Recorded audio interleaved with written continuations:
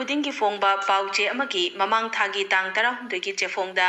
MLPCC to urge for use of Mitai Mayek in Assam haina headline piduna fonglakhiba pau yumpham yaudaba sasinaba wafam ni haina Laininghal Naoria Amusana na yaningdaba fongdorakli wafam asi ngasi Assam gi Hailakandi gi Laishram khungi haunasang apokpa marupki sanglenda pangthokiba paugi mifamda Laininghal Naoria Amusana na fongdokhibani mahakna makhatana hai fonglakhiba pau aduna MLPCC gi wafam adu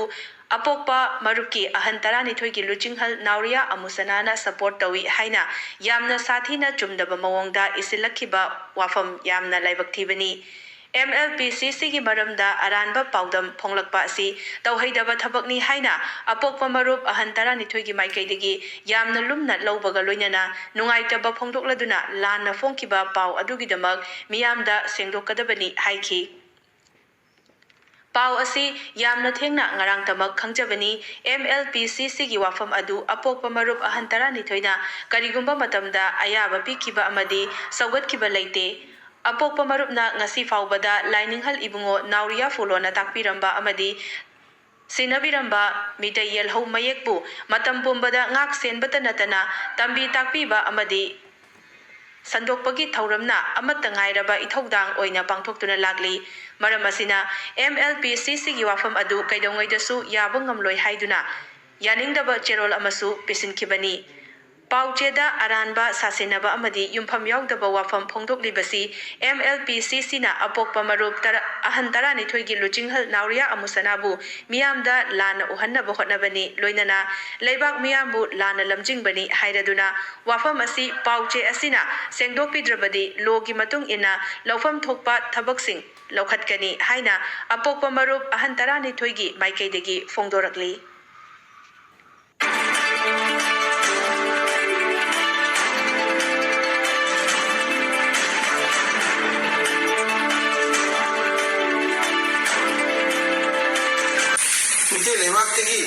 Nuki English ka phongba pauche amagi September tang 16 English kuni thoigi paugi chefong aduda MLPCC to urge for use of Mitai Mayek in Assam haina headline thaba news ki column aduda MLPCC gi wafam adu apoko maruki ahantrani thoigi Laininghal Naoria Amusana support tawi haina yamna sathina chumdaba oidaba amadi aranba mawongda isilakhiba wafam adu yumpham jaudaba sasinaba wafam ni haidana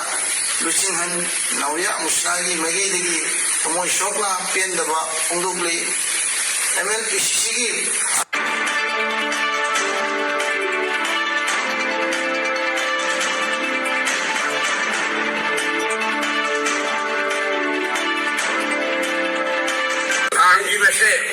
masih untuk biar tengah pasangi yang hobi dan terjadi audiennya ekoi pasauta ba mau jak ekoi masih court meeting lagi ekoi ambilang mak mai thong bahekani ada matung orang masih mai wiganu maram tangna sajana haiba mi buat dengan hak ba ibu mai masih tahu dia bani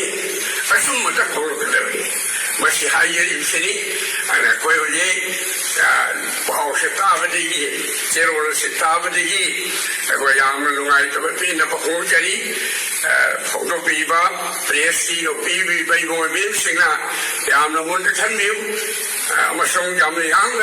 masih aku lagi harus kau piro nanti terjadi usaha teknis saja masih hayar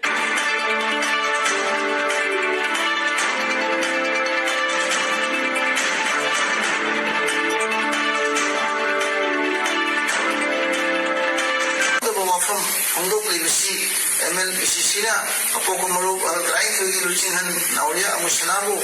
miyamda lan wanna ba hodabani loinana lebak miyambu lan damjin bani wafam asi pauche asina sengdokpidrabadi